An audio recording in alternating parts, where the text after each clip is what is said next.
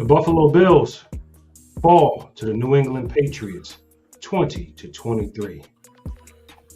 We got a lot to talk about, y'all. A lot to talk about. Welcome to Buffalo Against the World. This is Buffalo Against the World Sports Talk with Kulu Cuzin Brad. Bills Mafia. It's our time. Act like you know, baby. Act like you know.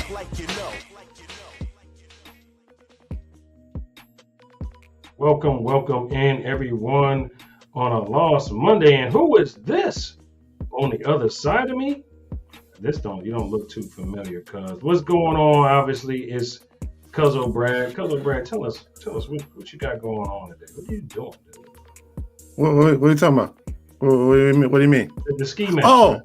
The mask. Yeah, yeah. You know, I didn't think, people would know, who was underneath the mask. I didn't think people would recognize me. Just like I didn't know what team was playing against the Patriots yesterday. Like I didn't know what was going on. I didn't know what happened. I don't know. Maybe it was the uniforms that we were wearing because that wasn't the Bills yesterday. So I figured, maybe I wear a mask so you guys would know what we were doing today. After getting cooked last night by the New England Patriots at Highmark. Oh God, it was the whiteout. We're gonna do everything. We're gonna give you guys these. Yay! No, all for nothing. All for nothing. All for nothing. I bought my son. Hold on. I bought my son one of those jerseys. I don't even want him to wear it now. Ugh, it's terrible. Terrible. Jerseys was wrong. They was wrong. All right, cuz get that mask out of here and let's get back to business here. Let's go around the league. Let's go around the league. Cuz terrible. On one this PM, y'all. Terrible. Take us around the league, Cuz Brad. Tell us what's going on in the NFL. We're gonna get to this game. Well, we can start our usual around the league Thursday night. After another overtime game, the 49ers beat the LA Rams 26-23 on Thursday night. That was fun. The Vikings beat the Browns 21-17. Not a good start for Dylan Gabriel in his first L. The Cowboys beat the crap out of the New Jersey Jets 37-22. Jackson Dart in his first actual start lost to the Saints 26-14. The Colts just keep blowing everybody out. Very scary team to worry about. They just beat the Raiders 40-6. The Dolphins lost to the Panthers if their season wasn't painful enough, but they lost to the Panthers 27-24. The Eagles, the other undefeated, now defeated team in the NFL, lost to the Broncos 21-17. I told y'all, don't worry about them Broncos. Them Broncos are something serious to go around with in Denver. The Texans beat the living crap out of the Ravens yesterday, beating them 44-10. No Lamar Jackson, no Ravens team. Oh, but Derrick Henry's good, and we have DeAndre Hopkins, we got Mark Andrews. See what happened to y'all. Anyway, the Titans, Cam Ward picks up his first career NFL win over the Arizona Cardinals in probably the most bizarre way you could win a football game I've ever seen in my life. But they won they won over the Cardinals 22-21. The Buccaneers beat the Seahawks in the throwback game, beating them 38-35. The Lions beat the Bengals 37-24. The Washington Commanders beat the Chargers 27-10.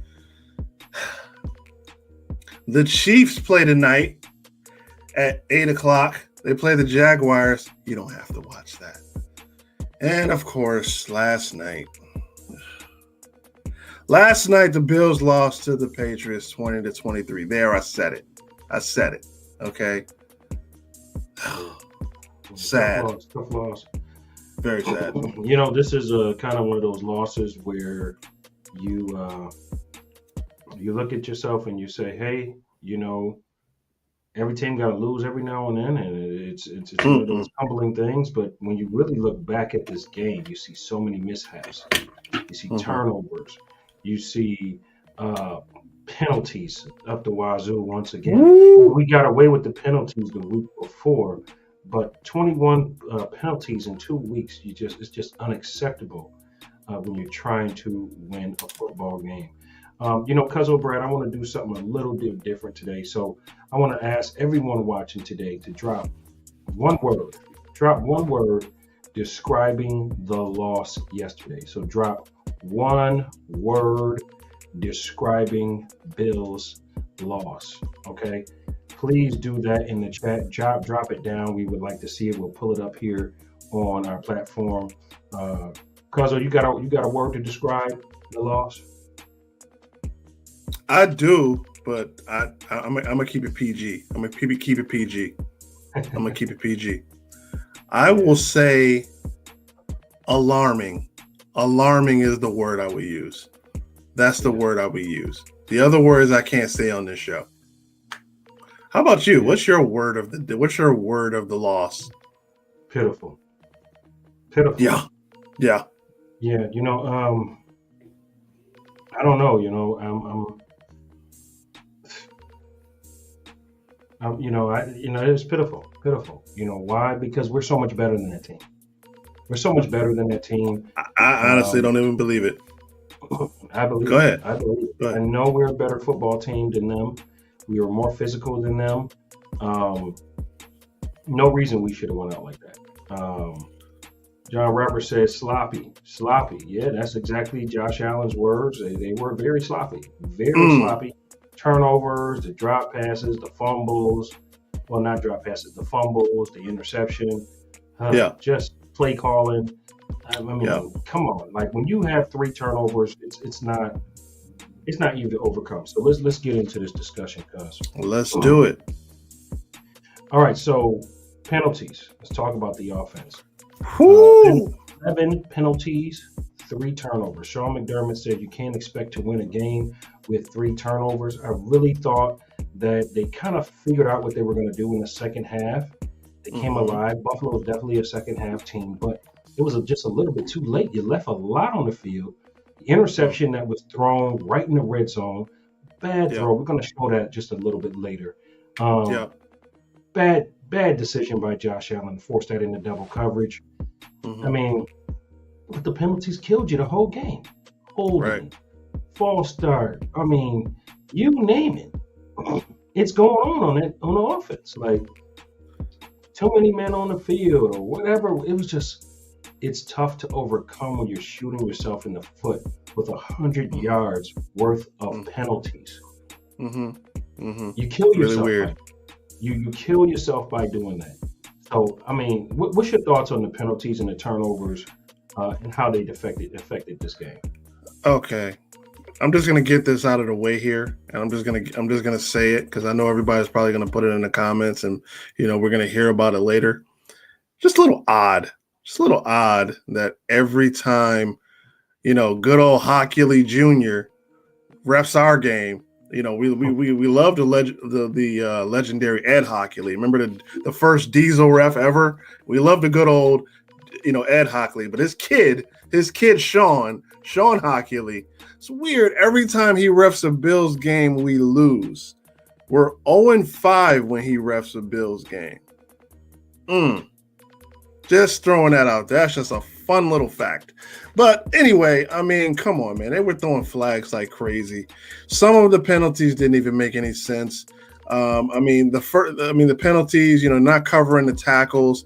You're a wide receiver. This is little league stuff. This is little league stuff you're supposed to take care of at the little league level. We play little league. You check in with the ref, make sure you're off and you're covering the tackle. That's stuff that's not supposed to happen in the pro football level. Trey White, pass interference in the end zone. Bruh, he was out of bounds. Even if he catches it, he's catching it out of bounds. You don't have to jump in his face and face guard him. He's already out of bounds. Why are you doing that? The holding penalties, I mean, I can't really argue with that. Holding happens on pretty much every single play. Personal fouls, fumbling the ball, Josh throwing picks. Like, what team was that out there yesterday? That was not the Bills you were playing.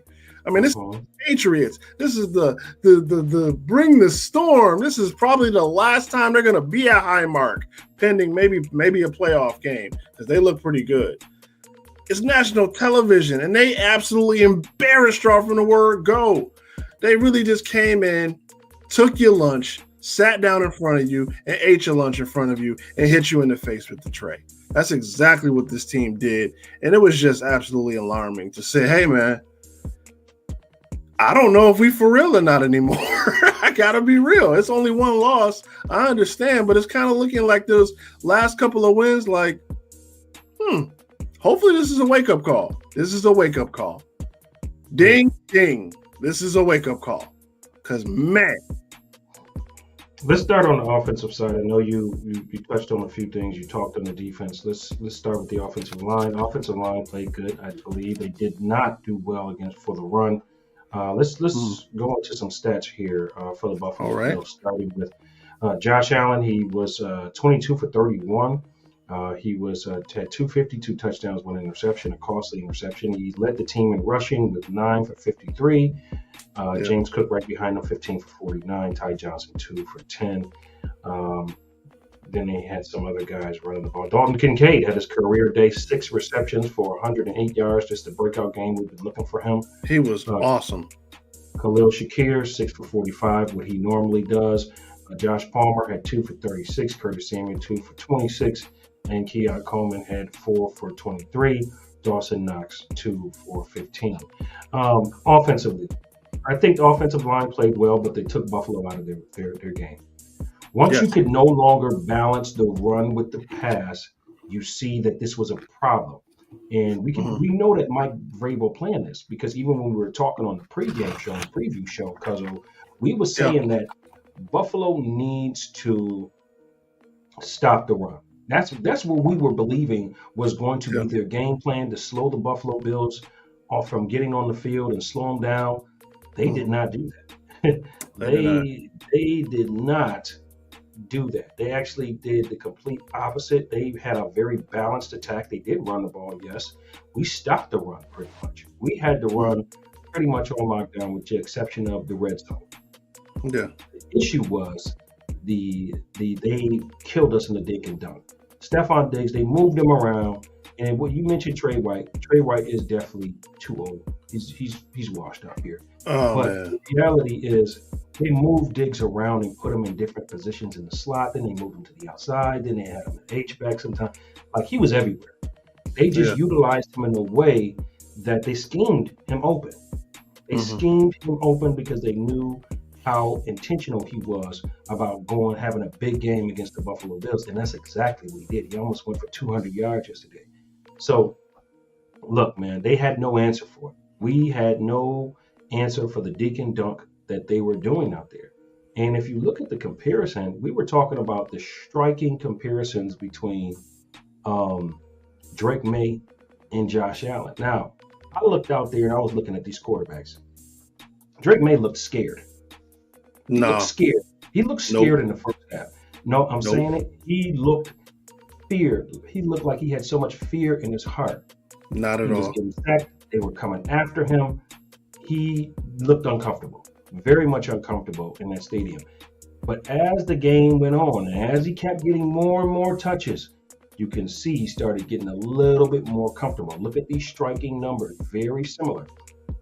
Once again, they're also always comparing Drake May, calling him a baby Josh Allen. Well, you look at the stats, very, very, very similar. Difference is Josh Allen threw 2 touchdowns. He didn't throw any, but pretty much stats are pretty much very, very similar, strikingly similar. But I saw this kid become more and more poised throughout the game, cuz. I saw this kid become more and more poised throughout the game. And I'm like somebody knock a ball down, get a deflection, get something, hit him harder.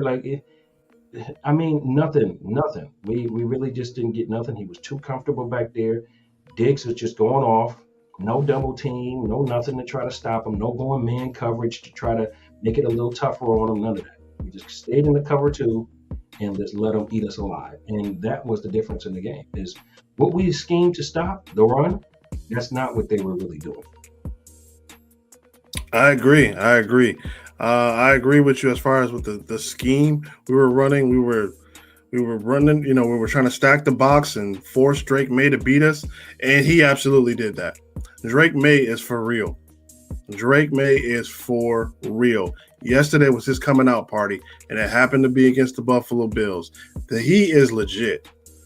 I know everybody's saying we use a comparison to Josh Allen. He played better than Josh Allen. Josh Allen threw a couple touchdowns, did throw interception. Drake May was for real yesterday. That dude was poised in the pocket. They threw some blitzes at him. He escaped the blitzes every single time, rolled out, found a completion. There was one play we had him dead to rights. The man throws a first down. Like, we had him dead to rights. He from his knee. Dude did his job. Drake May is for real. He is not Mac Jones. He is not old wash Cam Newton. This dude is legit. They got something there. So shout out to Drake May. I got to give him credit where credit is due. Stephon Diggs, I don't know who your connect is, man, but you was on one yesterday. I got to give you credit where credit is due. You had over 100 yards, almost had over 200 yards. Hey, man, you showed up yesterday. You was definitely doing the Bills filthy. You put Trey White in the blender. We kept you out the end zone, but you balled out. I got to give you credit where credit is due. Trayvon Henderson ran the ball pretty hard. I got to give credit where credit is due as far as the Patriots offensive line. They held their own. They held their own yesterday. But we're talking about offense. I don't know. The game plan, get Cook going, set up for the pass. It wasn't working in the first half. They played pretty solid. That turnover on the opening drive, it killed us. It really killed the momentum. And they took advantage of it. Dawson Knox, he really wasn't really there. I mean, the three tight end technique didn't really work against this team. So they tried a couple of different schemes towards the second half. It kind of worked.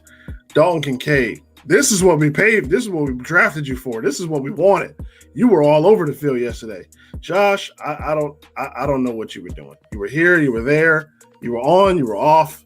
When you were off, you were way off. When you were on, you were kind of on. It was a meh game for you. Keon Coleman, all right, you was there. Khalil Shakir, pretty mid. All right, you did your job. Curtis Samuel got a touchdown. Have no idea where Josh Palmer was. I mean, he got a couple of catches, but I mean, overall the offense was meh. But I mean, that's really what I can say about the offense. They were meh. They did their job. And that leads me to this point here. We have a wide receiver issue, cuz. And we've been talking about this. And, this everybody eats theory, right? Mm-hmm. We've seen guys come and go in this offense. We've seen Brown be in this offense. We've seen Gabe Davis. We've seen Cole Beasley. They had some of their best years here in Buffalo. In fact, those guys actually had their career years in Buffalo. I heard this earlier. Yeah, go ahead. And you're thinking about, Diggs. And he's the only guy who sustained a career after his great years in Buffalo. And now this guy's coming off a knee injury, serious ACL injury. And here we go again. And we lose to him again. Basically almost the same score that we lost to the Houston. It is the same score. It was 23-20. We lost last year to Houston, exact same score. And it's crazy. They were 4-1, I believe, or 3-1, and then they was 4-1 at the end, and we were 3-2 taking the loss to them, and now we're 4-1, and the Patriots are now 3-2. So it's some striking similarities between these two games, but needless to say, we got a wide receiver problem, cuz we like the speed, the draft, the finding talent for the wide receiver position is a big time struggle for Brandon Beane, and we've been seeing this the past 2 or 3 years. I mean, you can tell me if I'm wrong here. Please drop it in the chat. But I'm looking at these guys who've come and gone on this roster, who've gotten paid and have done absolutely nothing. This everybody eats, does it work? Does it really work? Because I don't see it. Oh man. You need somebody dynamic. You need a dynamic player. You need at least one dynamic guy that you can scheme open. If it's Khalil Shakir, so be it. I really think he's a dynamic receiver that we have, probably the most dynamic receiver we have. But what I'm seeing out there, when Josh Allen needs help, there's no help. There's no help. Well, why we don't throw James Cook the ball, I don't know. Why we don't rely on our veterans like Dawson Knox and Kincaid and Shakir, at least that's 3, that's 4 guys, and Cook. 4 guys you can throw the ball to at least. Why we don't, I just don't get it. I think we got a wide receiver issue. I highly disagree with that. We do not have a wide receiver issue. This is the first game we didn't drop 30 points. We didn't have Elijah Moore like this person in the chat just said. Shout out to you, John. Stephon Diggs had a good game. I give him that. Last week he had a good game against the Panthers. The week before that, he had, 2 catches? Like, dude, we don't have a wide receiver issues. The turnovers, like he just said, the turnovers in the penalties were the problem. He said Bean can't get talent. Khalil Shakir is talent. Dude is a talent. We drafted him in the 3rd round. He's a talent. We gave him his money. Keon Coleman kind of working, lying in the weeds, kind of getting his own. We haven't really seen what we can do with Josh Palmer yet. Last year we made the AFC Championship game and lost. Like, what are we talking about? This wide receiver issue. Yeah, Stephon Diggs went to the Texans for 4 games, had an okay game against us, then he was out for the season.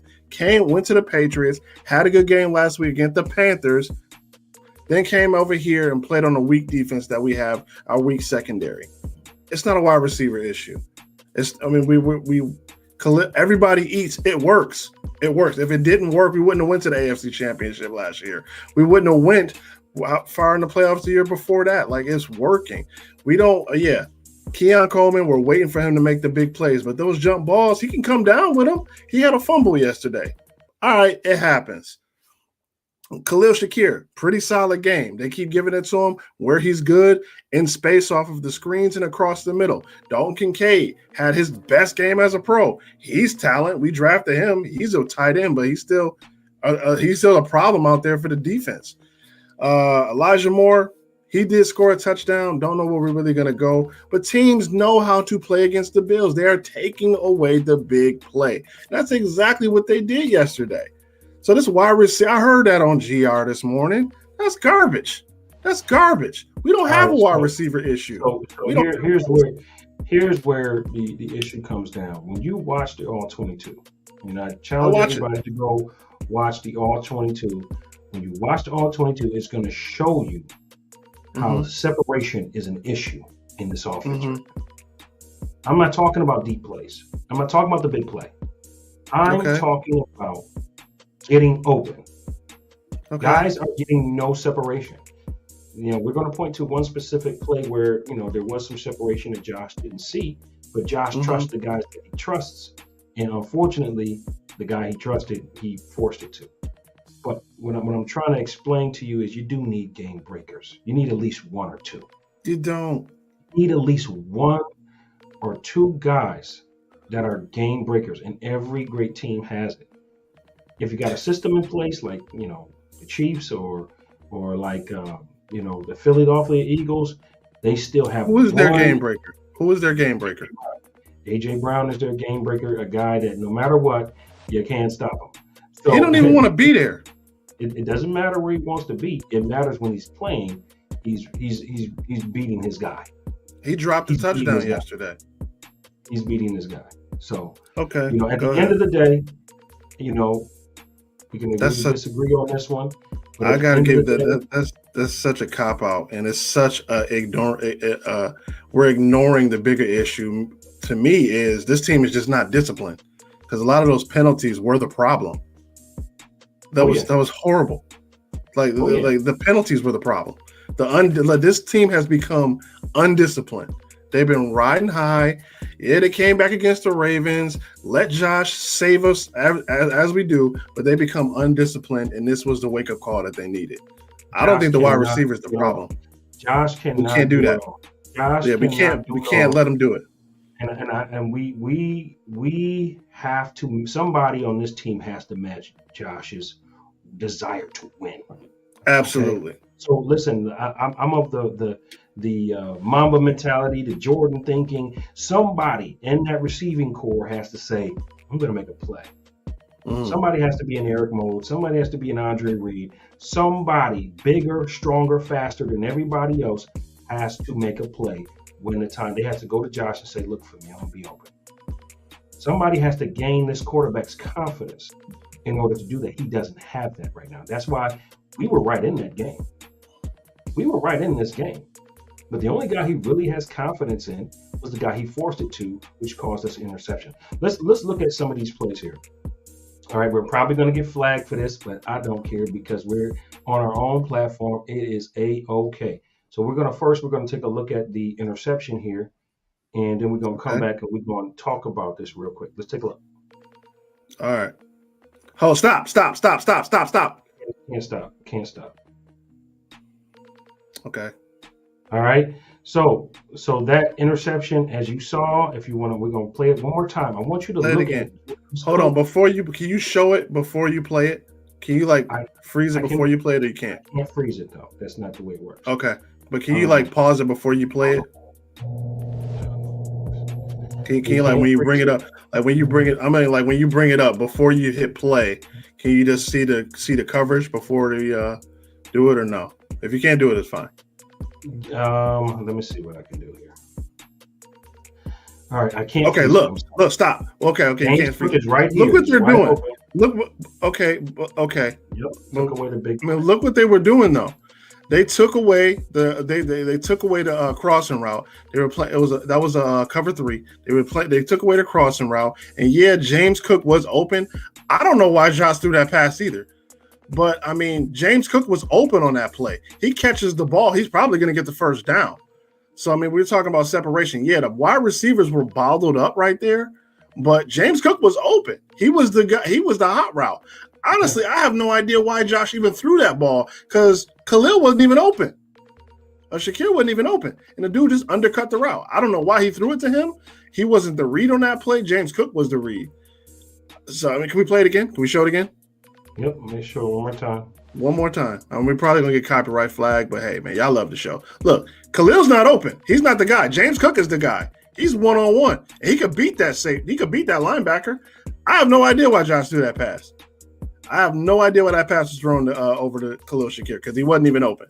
So that's just a bad fault. It's a bad pass by the quarterback. It's a trust thing. This is what I'm trying to tell you. It's a trust thing.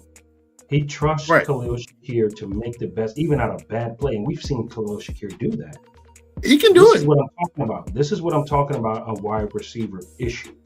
You got to have someone that he trusts to throw the ball to. Okay. Shakir is that safety guy that he trusts. I understand. But to me, that was more of a bad play by Josh rather than a receiver having Josh has to know, okay, he's not open. I trust my guy, but we're down and we need a first down right here. So you got to go underneath. Cook was the guy.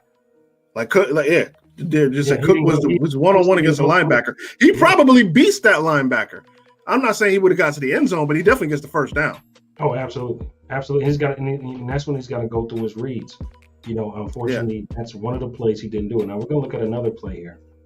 He was definitely double teamed. The safety and the corner. Okay. Right? Wow, what a play by Gonzalez. 2 in a row to finish this off.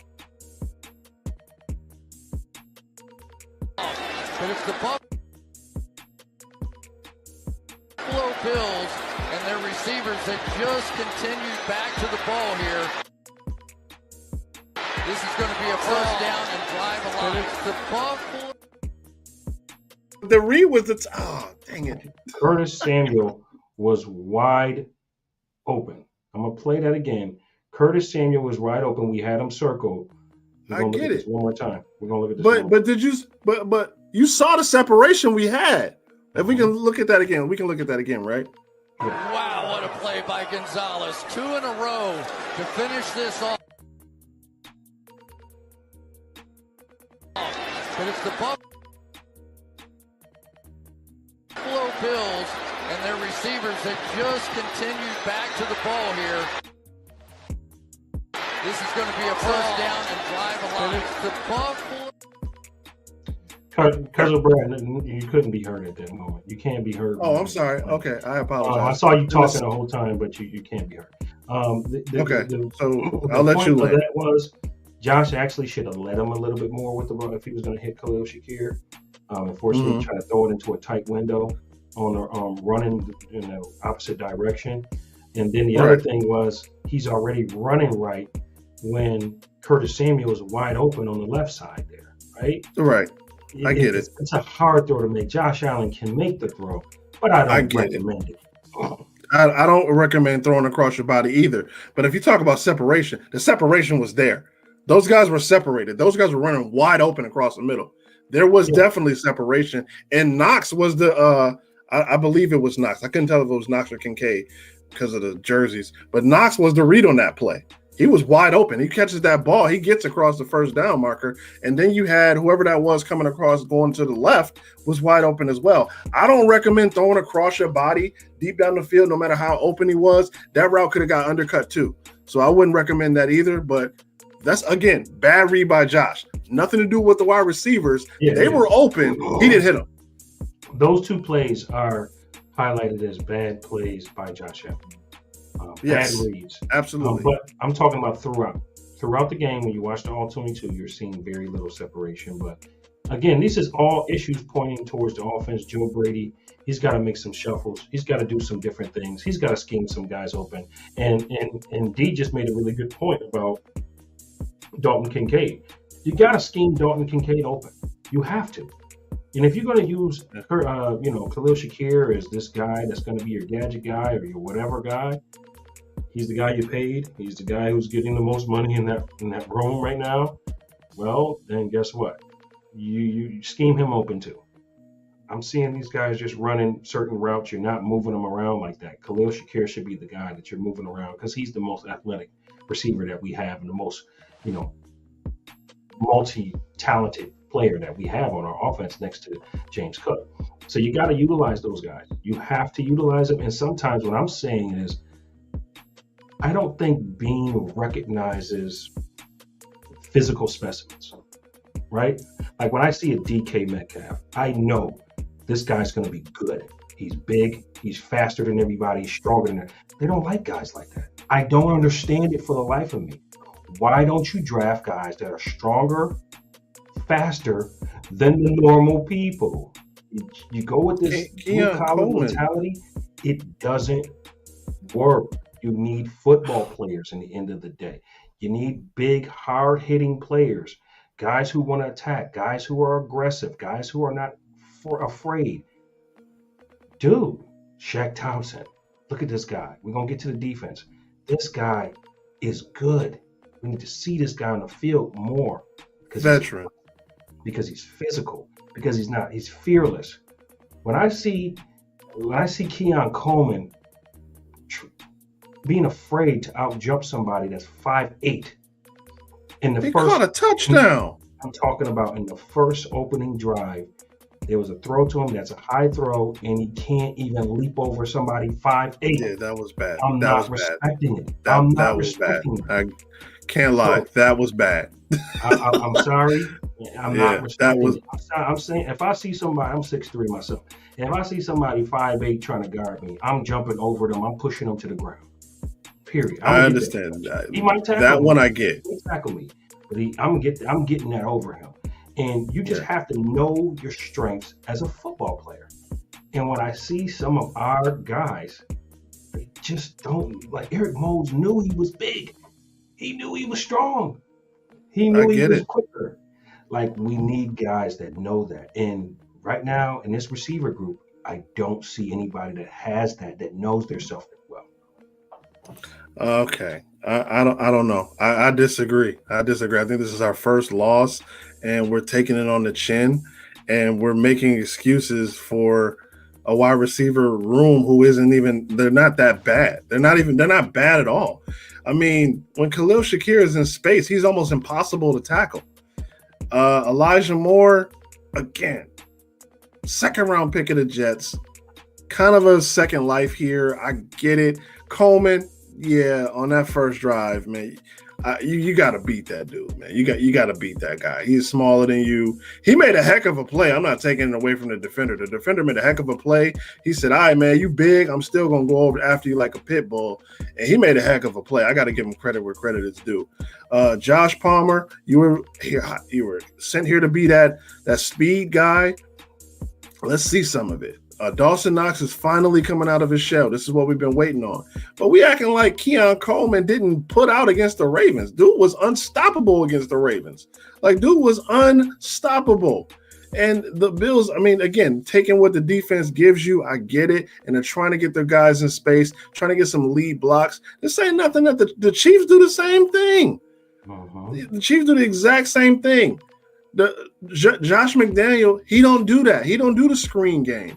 He doesn't do the screen game. He do the dink and dunk, use the run to set up for a pass. We knew the scheme that we're going to run.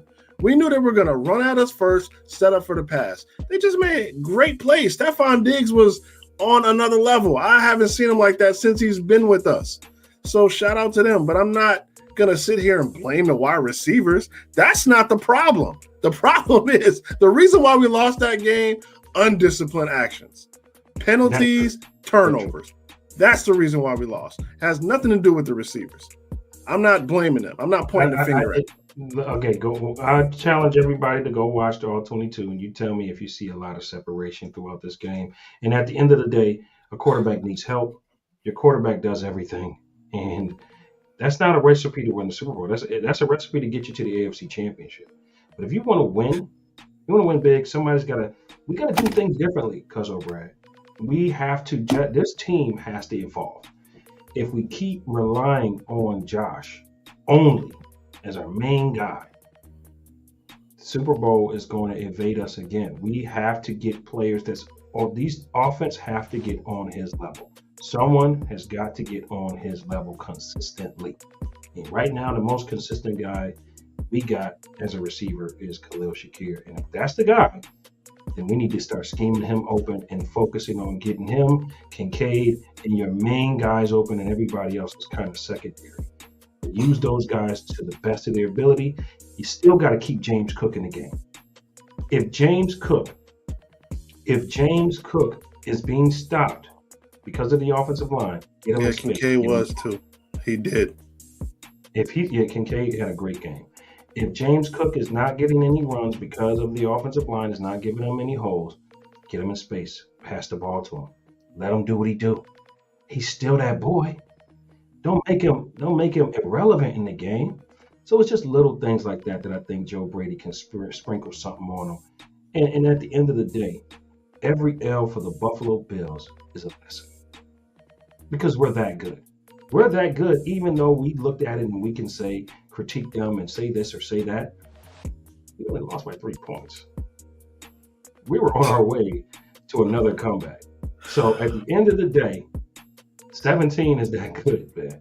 He's that good that even he can throw an interception, he have 11 turnovers, and you still right there in the game. 1 or 2 plays you don't make or you do make, you win that game. So to me, it's still very, very hopeful. Like, all is not lost, but I do think there's some things that we need to work on.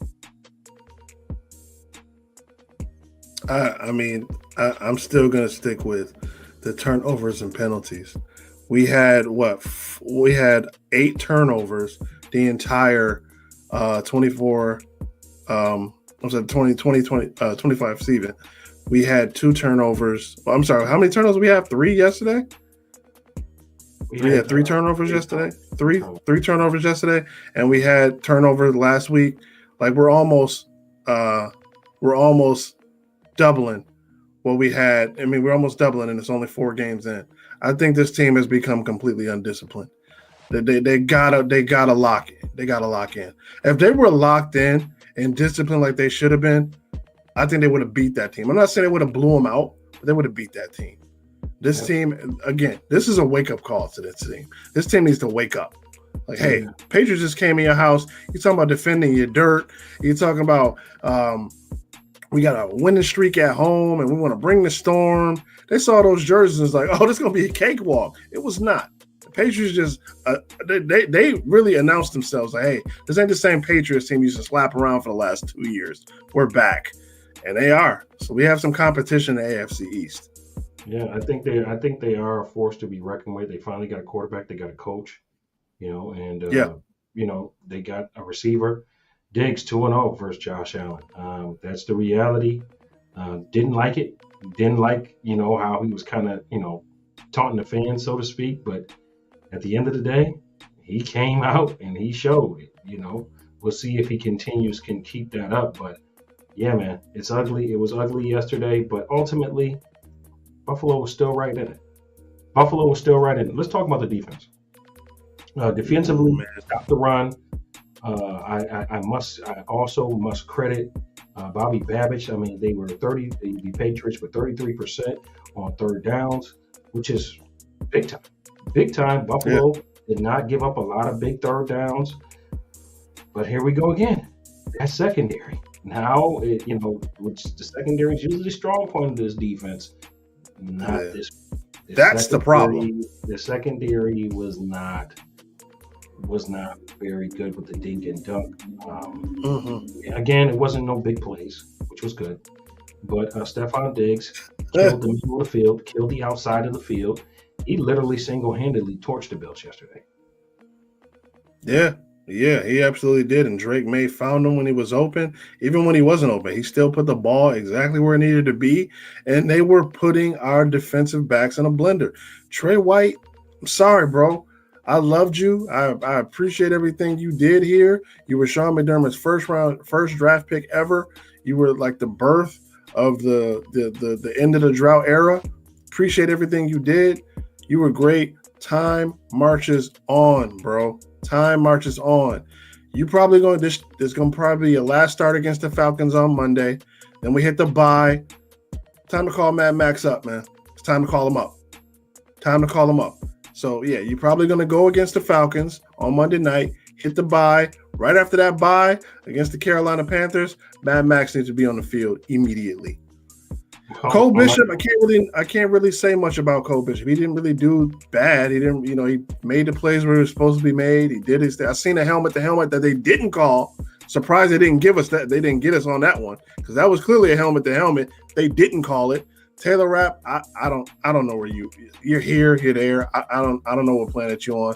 CB played well. I mean, Booty's a great wide receiver. He got open a couple of times, but CB pretty much did his thing. Defensive line, Bosa got some pressure. Epinesa got some pressure. Our only knockdown, our only batted ball, or what do you call it? A knockdown as far as a pass deflect was AJ Epinesa. He was the only one. None of our other secondary or none of our other players knocked the ball down yesterday.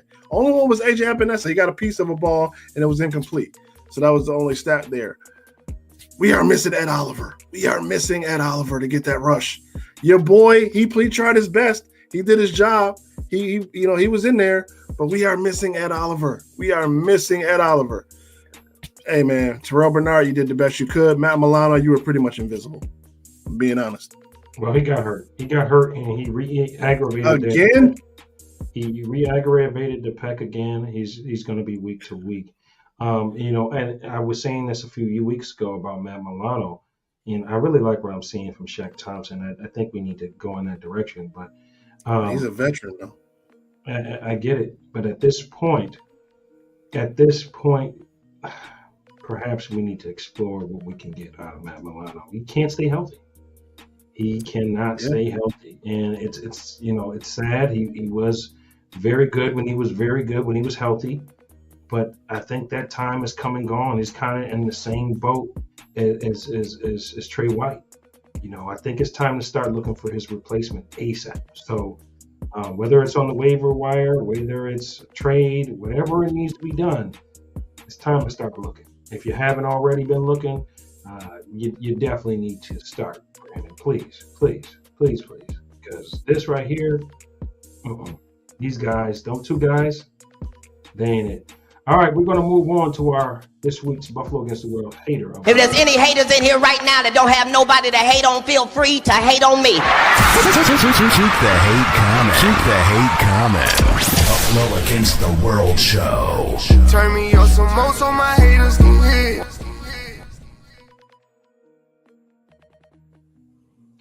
All right, Cousin Brad, this is Buffalo Against the World's hater of the week.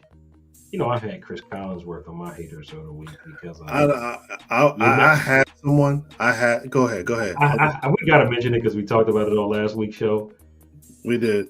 Chris Collinsworth, if you do another Buffalo Bills game, please do not mention Patrick Mahomes when he's not playing. Do you get it? You did it again yesterday. And even your partner did it as well.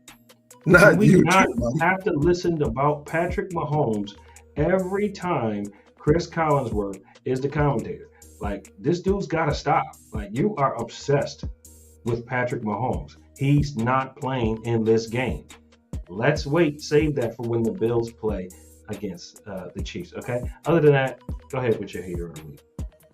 Nah, you kind of hit it on the head. I had Jerry Jones as my hater of the week, but now that you just brought it back up, yeah, it's going to Chris Collinsworth and Mike DeRico. Not you too, Mike. Not you too, Mike. Like, we expected it out of Chris. And Kulu texted me. He texted me as soon as it happened. I heard, I'm like, oh, that's one. That's one. And as soon as he texted me, like, he just did it. I'm like, yep, I know he did it.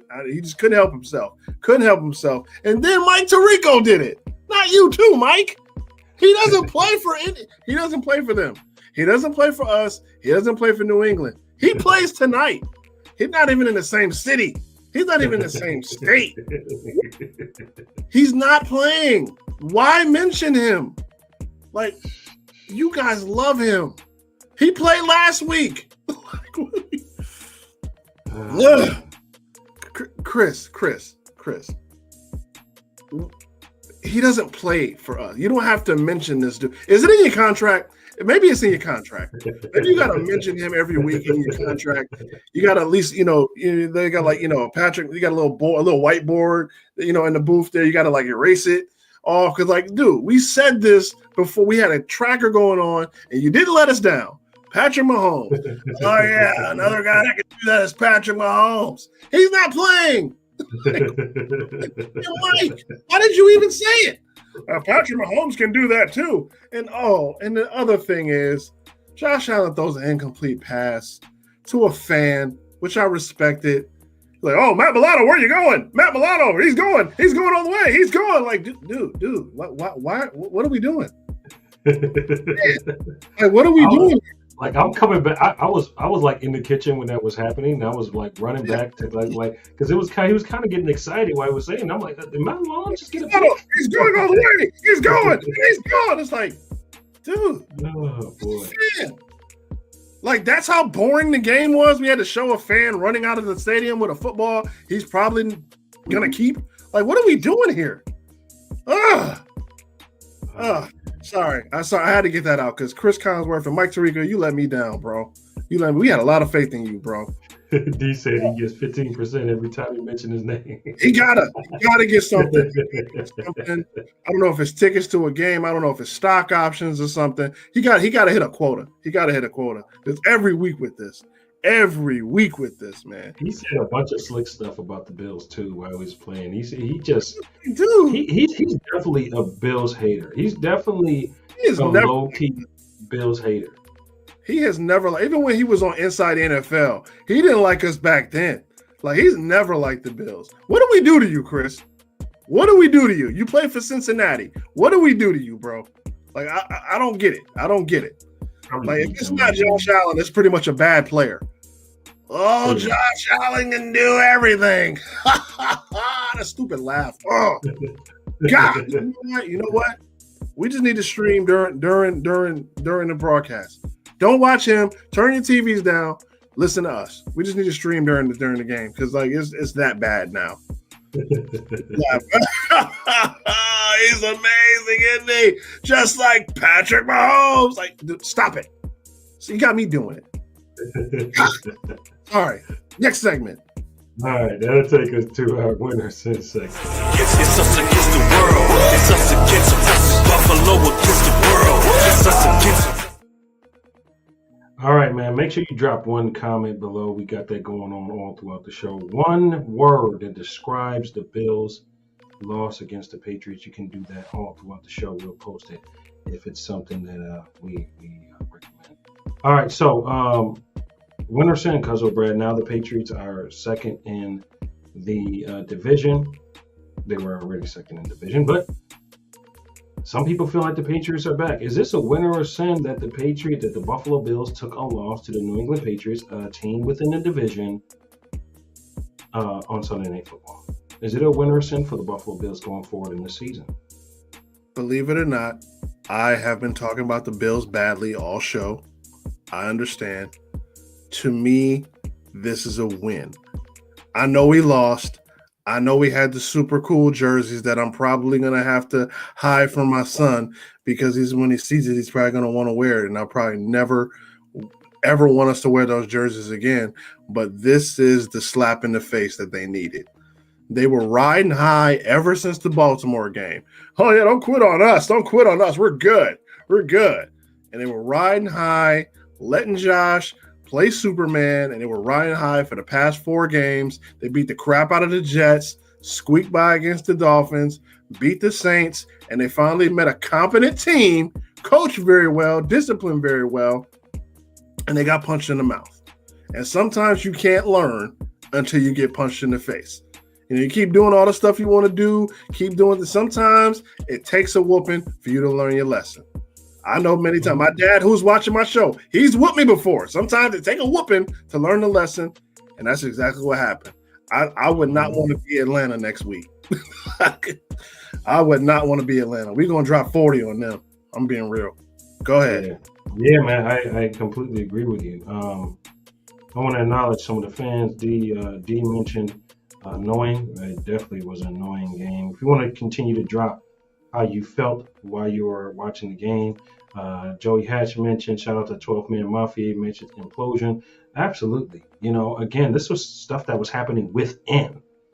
I think you sent me a meme that you sent me earlier. I didn't get to put it on the show here, but the only team that really beat themselves was the Bills. The Bills beat themselves. It wasn't even really just. I think the Bills more beat themselves than the Patriots beat the Bills. I agree. I honestly believe that. I believe if the Buffalo Bills didn't have all these self-inflicted penalties, we easily blow this team out. We didn't have turnovers. We beat them. I mean, we could have been up 14-0 in the first half. We could have been up 14-3, 14-6 maybe.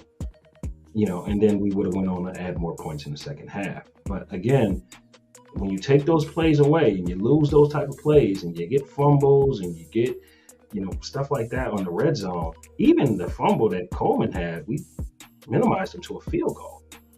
You know what I'm saying? So the defense were playing very, very decently in the first half. So definitely implosion. That's definitely something that needs to be said, But yeah, I think it's a win also, Cuzzo. I think we're going to learn from this. The Buffalo Bills are not the type of football team that just take an L and they keep allowing the same thing to happen to them. They actually do research, do look at where they went wrong, do look at how they can clean those things up, and they go to work and try to clean those things up. So I expect some of these penalties to be down, even though I can say from that Saints game to this game, there's some of the same penalties. Holding is something you really can't always help in the NFL. You're playing hard and you're grabbing, you're snatching, you're pushing, and sometimes you get a hold of a jersey the wrong way and get out your technique. I can live with that. Okay, it's the other stuff that it can cause problems for me. But I think Buffalo definitely will get a hold of that, and I definitely think that it's a win for Buffalo. We needed some humble pie, man.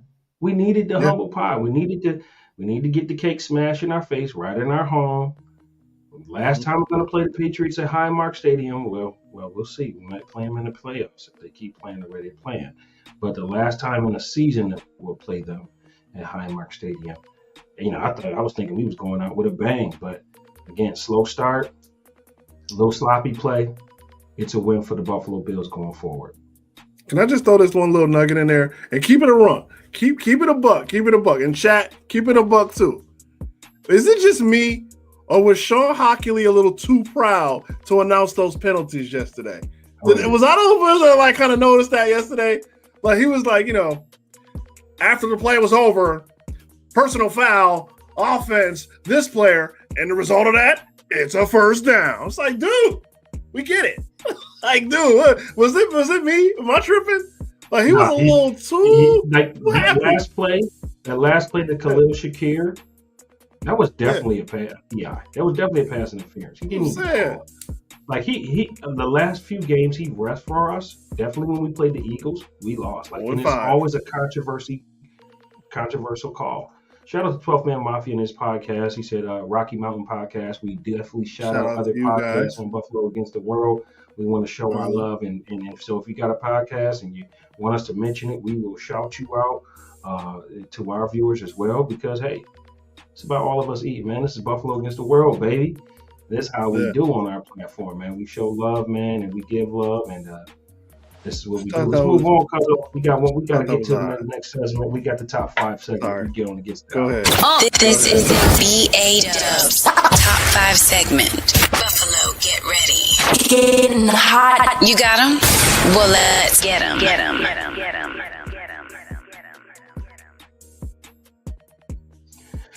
All right, so let's talk about this top 5 players of this game. This one is going to be difficult. I mean, kind of. Go ahead. You go first. Go ahead. Start from 5, please. Go ahead. All right, I'm going to start my fifth best player on the field yesterday at the 5 spot. I am going to go. I'll go Khalil Shakir, man. He had one of his business as usual games. He didn't score a touchdown, did he? He didn't score a touchdown, did he? No, he didn't score. But business as usual, showed up, dropped a couple passes, got stopped a little bit, but dude came business as usual. So I'll give him his number 5. I'm gonna go with Terrell Bernard, number 4. Terrell Bernard had a good game. He did. He was physical. He was everywhere. He made a great play to stop the run. Like he made a sack. Like, man, the kid was everywhere, man. That kid is like, I think it was a half sack. But Bernard is really coming to his own. I think he's like filled that position that Matt Milano originally had, and he really owns it. So I'm gonna give Bernard as my number 4 player. All right, number 3. I got to go with Big 17, man. I know we didn't get the win, and he made a couple of bad plays, but he still came business as usual, man. Showed up, did what he can, led the team in rushing, passed, threw a couple touchdowns. So, I mean, I got to go with the Big 17. Business as usual, just didn't get the win, but I'll still give him my number 3 spot. My number 2 player is a player who's been quiet all year, Mr. Greg Rousseau Group. Got his first sack early in the game, had 5 solo tackles throughout the game. He was stopping the run. He was playing DE contained. He did his thing. He definitely had a very good game. Would like to see more consistency with that throughout the season. I want to see him playing with a higher motor.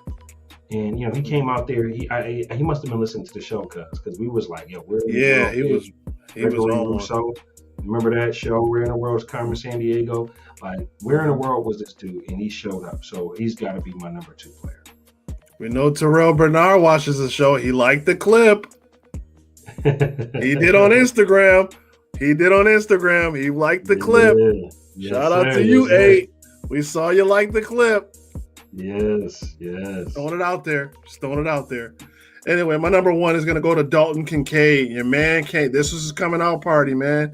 He absolutely balled out. He had their linebackers and their safeties in a blender out there. Dude was all over the field, making the right routes, breaking off too soon. He was making all the catches. He was always open, didn't drop one.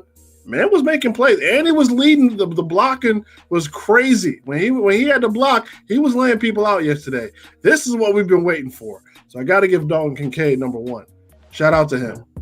All right, I'm gonna look at some of the chats here. We got D says he's got Samuel number 5, Walker, Deion Walker. Man, that boy, he's playing. That big boy, he's a force to be reckoned with in the middle of that defense. He is huge. Yeah, he's definitely somebody. Bernard played very well. I think we had Bernard at 4. Yeah, we had Bernard at 4. Josh Allen, of course. Josh Allen kept us in that game, brought us back as normal. This is Josh Allen doing Josh Allen things, and Kincaid. We agree on that, man. So, and we like your list too, D. Very, very nice. We also going to mention your podcast right here. Shout out to the Born and Raised pregame show. We definitely go, D. We gonna have to talk some business, possibly get you over here with us on Buffalo Against the World. So we'll talk about that.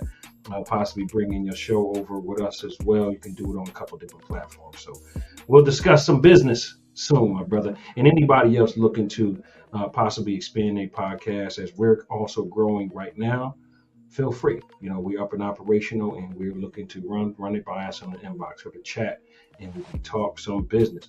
All right, Joey Hatch says Shaq Thompson. Shaq Thompson was his number 2, his number 3 player. Shaq Thompson, I told you I really like this veteran player for the Buffalo Bills. He plays with that extra gear. Love it.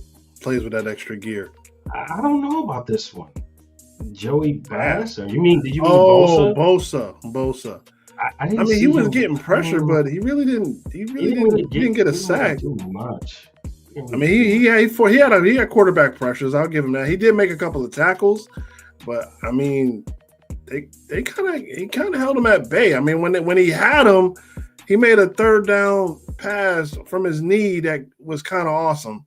So I wouldn't put Joey Bosa in my top 5. I'm sorry. Yeah, he was great though. Honorable mention.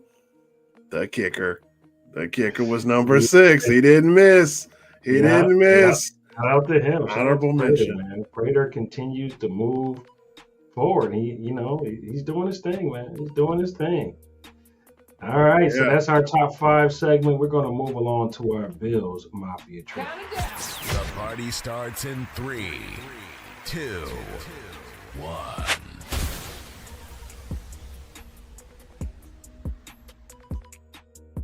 Kuzin Brad, I hate to do this, but since we're talking about the Patriots, let's what are you about to do?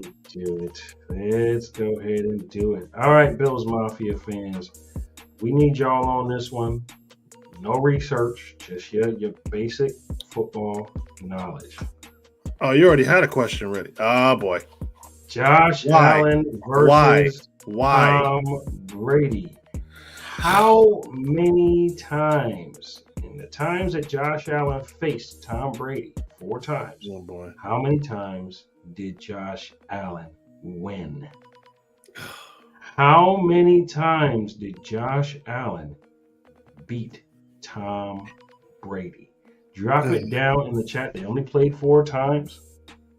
And, Josh Allen was just a young buck when he was in New England. I think they only played one game against each other while I was in New England. 3 while he was in with the Bucks. How many times did Josh Allen beat him? Drop that down below. Drop comments down below. Let us know if you know. He played him once against the Bucks. He played him once against the Bucks and 3 times against the Patriots. New England, yeah. I had that real quick. I'm sorry. It's all good. All right. But I mean, we all know the answer, and it bothers me. Why is he even here? He's like Patrick Mahomes. Why are we showing him? Get him off the screen. All right. 2 of our guys got it. Daryl says none. Yes. Joey says 0.0. We have never. Yes, unfortunately, Josh Allen was just a young buck when he was coming up. When he played against Tom Brady, and he has never beaten him. Now, he did beat him in a golf game, though. He did beat him. That don't count. Like, come on, man. What? You know what? Hey, to be fair, can we be fair? Can we be fair real quick? We almost beat him when he played against the Bucks. He did bring him to overtime, and we almost beat him. We lost. But that was Josh Allen's game. Like Josh Allen, that to me, that was his coming out game. When he played and we played him in Tampa and we were down early. He brought us back and we lost in overtime. But that was like, yo, Josh Allen was like, he legit. I remember watching that game like, yo, Josh Allen is that dude. So I got to give credit where credit. He almost beat him, but he didn't. So interesting. Wow. You know, but you know, Josh, and this is the thing here, you know, with this situation with this Drake May guy, you know, this was his coming out game, you know, so definitely it's definitely good to have some competition. You know, in the Kelly days, it was Kelly and Marino, and possibly now in these days, it's gonna be Drake May and Josh Allen, you know, so yeah, look forward to it. And we need more competition. It's only going to make us better, and we're only going to get better and beat better teams. So definitely, whoever makes you better, you keep going. You keep going. All right, so Cuzin Brad, we got to move on to how to get a dub segment. We have the Buccaneers coming. Oh, excuse me, not the Buccaneers. I'll take my Brady again. We have the Falcons coming up. Buff versus the ATL. AT-aliens coming. We're going down to the A to face them. Haven't watched much of the ATL this season. But I think you're going to be facing an angry Buffalo team that's going to be eager to show that their offense can do without forcing the run to open up the pass, so to speak. I think we're going to see more of a balanced offense. I think they really like what they did on defense, stopping the run. You're going against a Bijan Robinson, man. This guy is a really good running back. Dynamic he is player. A dynamic back, man. That dude got so many moves. It's ridiculous. Awesome. Combination of speed and power this guy has. So, you know, you're going to have to really, really get into your trenches, you know, hold your gaps, defensive end contain, all of that good stuff, okay? But Trey White, man, we can't see what we saw. Bro. We can't see what it. Dude. I don't know. I think that's going to be something that's going to get picked on as long as he's out there. They're realizing he doesn't have the feet anymore to play corner. And I was thinking he was getting brought back for safety, maybe backup safety, nickel, maybe. I don't know. I mean, at this point, I don't know, man. But to be fair, hey, man, Michael Penix is left-handed, so that means your instinct is gonna be to your left side. You ain't gonna throw the ball at CB, so you're gonna have to make some adjustments. He is left-handed, so a lot of Christian Benford, and I'm confident in him, you know, going up against that thing. But to how to get a dub today, you got to stop Bijan Robinson. You got to stop that tight end that they have over there that they never use for some reason. I don't even know his name. He's really good. They never use him for some reason, but you got to stop that tight end that they have. Pretty good offensive line. I'm not gonna say their defense is absolutely terrible going up against Josh Allen. So hey man, let's go to ATL. Let's take over the Mercedes-Benz Georgia Dome, and let's get to the bye week. Heal up, get everybody back, and then take it out on the Panthers when we come back. Mad Max, talking to you. We need you. I think Buffalo really, this is Buffalo's opportunity to redeem themselves, as you mentioned, going into the bye week for rest. This is a team that you should beat. This should not be considered a track game. You should beat them, and you should beat them pretty badly. My score prediction is going to be 38-18 Buffalo. I know I like to go high because I'm looking at the competition here, and there's nothing scary besides their run game to me. Again, any team you can lose any football game on any given Sunday. We know that, but pound for pound, and unless we shoot ourselves in the foot, if we can keep the penalties down, I think we easily win this game. Easily. I think we win this game as well. I don't see the Falcons scoring a touchdown on us. I have this game being Buffalo 35, Falcons 6. I think they get a couple field goals. I don't think if they get in the red zone, I don't think they score. I think they get a couple of field goals out of us, and I think we drop 30 on their defense.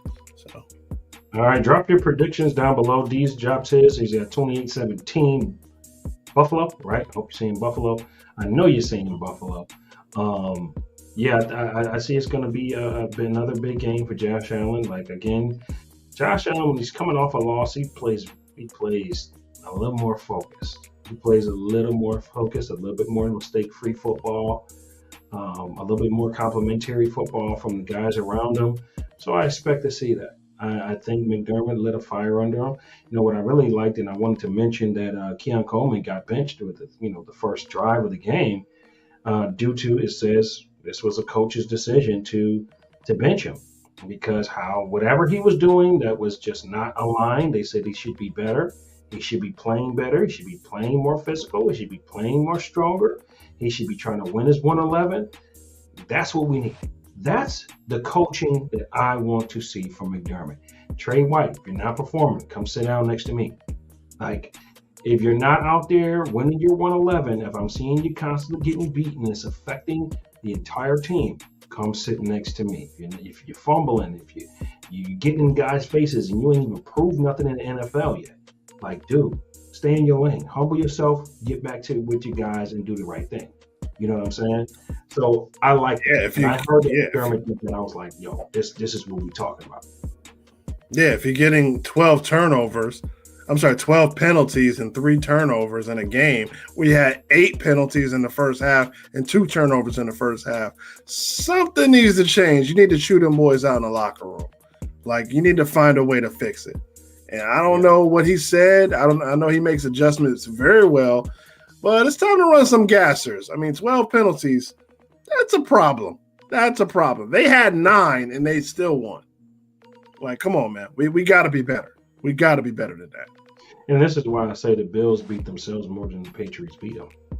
Mm-hmm. You know, again, if Buffalo controls the clock, I don't even think the Patriots get to the numbers that they got to. If Buffalo lights up the scoreboard, I don't think they do that. I think if Buffalo scores 14 points in the first half, early in the first half, like they should have, okay, I think you break Drake May's confidence. I was looking in this kid's eyes early in the game. He looked scared, man. He looked scared, and this is what McDermott's got to do to this young rookie quarterback as well. He's got to break his confidence early. When you break a quarterback's confidence early, a young quarterback's confidence early, it's tough to come back from that. Got to get sacks, got to get takeaways, got to get fumbles. And we did the takeaway thing again. We didn't win the turnover battle this time. We didn't win it this time. But guess what? We did get some turnovers. So we need to continue to see that. And I think that also changed the dynamics of this game. I can't wait to play him again. Honestly. Yeah. I want this one. I want the next one. And it's going to be in Foxborough. They're probably going to be wearing their stupid Nike jerseys. I can't wait to play him again. And I hope we play him again in the playoffs. I'm like, to me, I kind of want to end their season now. Like, it's that real. It's that real. Like, I would want to see them and end their season. So I can't wait to play him again. Joey, I've been saying this for years. I mean, but I'm giving McDermott a chance. You know, he says, I've been saying it for a long time. We're never going to succeed with Sean McDermott at the helm. You know, it rears its ugly head. And it does sometimes in the wrong moments. But he said we're going to give him to this year. He's here. Let's see how it goes. You really want to do that? You really want to? Because, I mean, I could go on this one. You're not going to go on this one. Okay. Let's say I can go. I mean, we can go another hour with that one. And you know what was even going to be even more sweet is that if that game even matters to the Buffalo Bills at that time. It does. The last game of the season. If it even matters, we will have the red helmets on. All right, so that is something to look forward to. You see, I got my red I thought that was the Jet game. Isn't that the Jet game? No, it's the last game of the season, I believe. No, it's the Jet game. We played him. Red helmets, drop comments below if it's the Patriot game. I believe, I'm almost for certain, the 90s Bills helmet will be on against the Patriots. The last game of the season. No, that is the Jet game to be announced. We play the Patriots at Foxborough December 14th.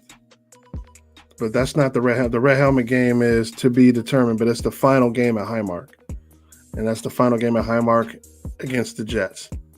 Oh, okay. Okay. Well. But I am circling my calendar for December 14th. Well, I think but the Patriots is the last game of the season, correct? No, the Jets are the last game of the season. We play the Patriots December 14th. That is week 15. We play the Jets the final game at Highmark. That may matter then, depending on where we are. It's going to matter. It's going to matter. And I hope we get them. I hope they make the playoffs, and I hope they come to Highmark again so we can beat them at Highmark and end their season. Sorry, I'm a little pissed. I'm a little pissed. We all are, but you know what? This is why we do the show, because when you listen to the Buffalo Against the World show, whether it's a win or a loss, we come out, we talk about what went well, what went bad, and then we reflect on how we're gonna move forward. And that's what we do on How to Get a Dub segment, and that takes us into the next week. So hopefully we'll be back on the show on Monday, which is basically going to be a pregame for the Monday Night Football game. So make sure you're watching us and then tuning into the Buffalo Against the World show. You probably see us a couple times in the week. And again, if you're interested in doing some podcasting and like to join our platform, the Buffalo Against the World Sports Talk, feel free to hit myself up. Feel free to hit up Cuzin Brad. We'll sit down, we'll discuss some things on how you may want to do it. And it's only to benefit the platform. So we're looking for some more talent besides ourselves. So definitely reach out to us and let's talk some business, man. We're always open to new ideas, new things, and to keep it moving and keep us growing. So any final thoughts, Cuzin Brad? Okay. We lost. Put it behind us. It's Monday. We got it out of our system. Hey, be good, do good. God bless. Go Bills. Yeah, we all hope Kansas City loses because we know we're going to meet them somewhere along the lines. Yep, we know we're going to meet them somewhere along the lines. This is Kulu and Cuzin Brad, Buffalo Against the World Sports Talk Show. Make sure you follow us, like, share, subscribe to our channels. Like, share, subscribe to Facebook. Like, share, subscribe to TikTok. Like, share, subscribe to Instagram. Like, share, subscribe to X. This is Kulu and Cuzin Brad. We signing off. One love, everybody. This is Buffalo Against the World. This is Buffalo Against the World Sports Talk with Kulu and Cuzin Brad. Bills Mafia. It's our time. Act like you know, baby. Act like you know. Against the world. Let's get it.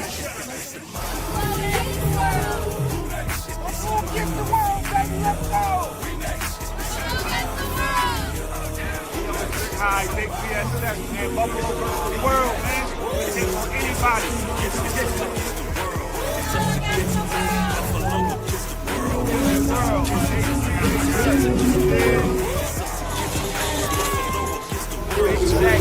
Buffalo against the world, man. Buffalo against the world. Y'all know what's going on, man. We out here. We outside, man. We outside. Buffalo against the world. The mafia, the fan base that'll die here. On Sundays, we are not cool. Any other days, we're rival. We haven't said we're handling wins. We spoke to God and said thanks, though. Having cool years real dope, but I really